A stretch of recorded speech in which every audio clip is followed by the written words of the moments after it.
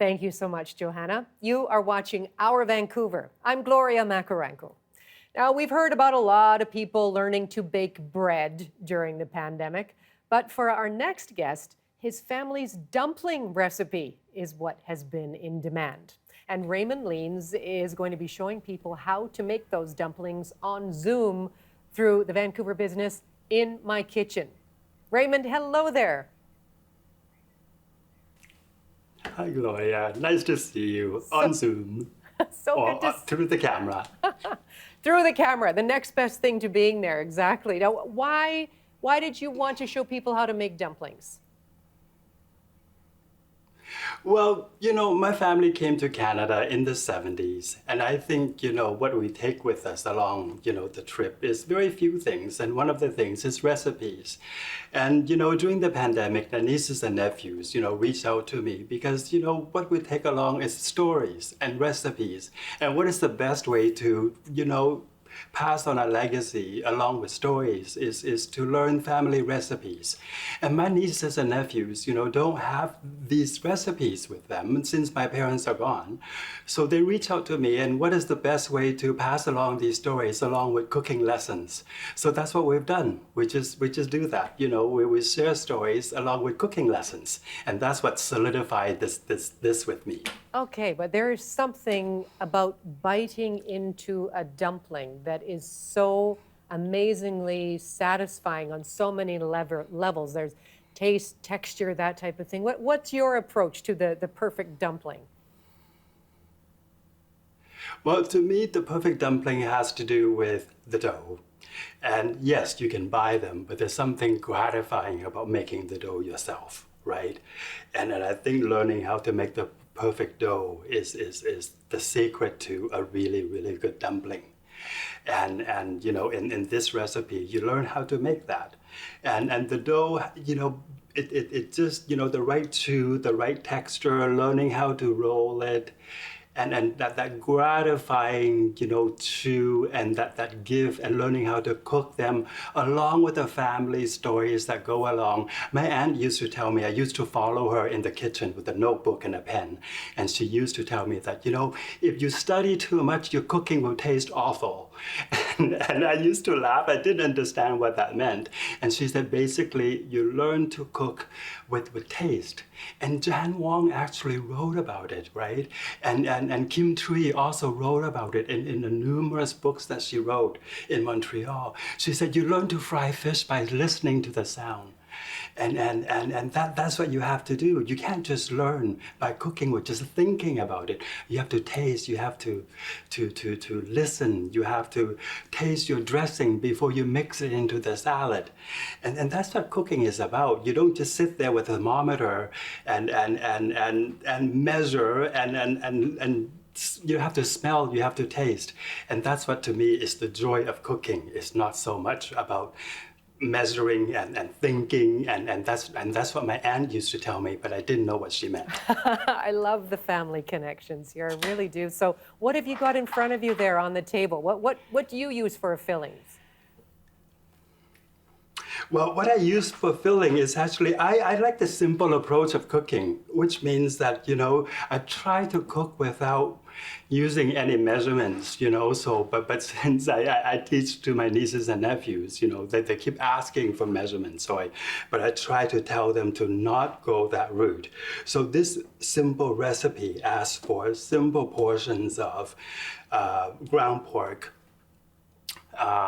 prawns, and chives, so equal proportions of that, and then just a teaspoon of simple fish sauce and salt and pepper, but try to taste that mixture first to see if it's pleasant to the taste before you pour it into the mixture, and mix everything by hand.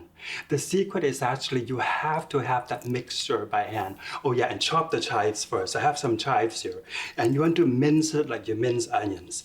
And what you have is the mixture like this. And then, and the secret to this is actually you want to mix everything so that it has the consistency of a meatball, of a tight meatball. And then that's where you start. And what you have is the meatball. Now, the secret to Southeast Asian meatball, as opposed to Western meatballs, that Western meatball, they want it loose. But Southeast Asian meatballs is that you want it to have a bounce. Actually, you see a Southeast Asian meatball is that if you take it and you throw it on the floor, it actually bounces back like a rubber ball. You're not And that is the suggesting people secret. throw their food around their kitchen, are you? Well, for a test. It's just like the spaghetti to the ceiling, you know? You have to do that for a test. And that's the secret to a good meatball. If it doesn't bounce, it's not good for the hot pot. Okay, now why don't you give us a look at some of the finished products there? And when we look at the finished dumplings, how do you make sure they're going to stay together? They're not going to fall apart. Now, a good dough, you don't even need to seal it with water. So I have some dough that is already rolled out, and see, they're so good that they actually stuck together. So I'm just gonna try to pry them apart. So a good dough, after you roll it, you know, and don't worry about perfection, because if it's not round, you just stretch it apart.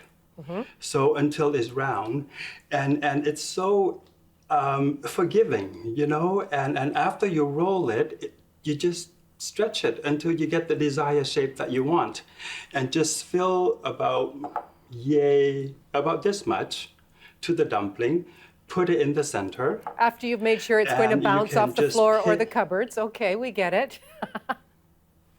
No, after it's cooked. After it's after it's cooked, not when it's raw. Okay. So yeah. This is not gonna bounce anywhere. Okay. So then you just pinch it in the center, okay? And then you're gonna fold one side in, 1, 2, Can we get maybe close in 3 on that? I want to folds. see that dumpling up close. There we go. Okay. That's great. Okay, I see. So 3 folds to one side, and then maybe 3 folds to this side, and then what you get is this. And then you see it's actually very forgiving. If it's not perfect the first time, just practice. That You is know? a gorgeous and what you dumpling. Get, Yep, okay. and what you get is this, right? And you know, if it's not uniform, don't worry, because you're not a factory, you know?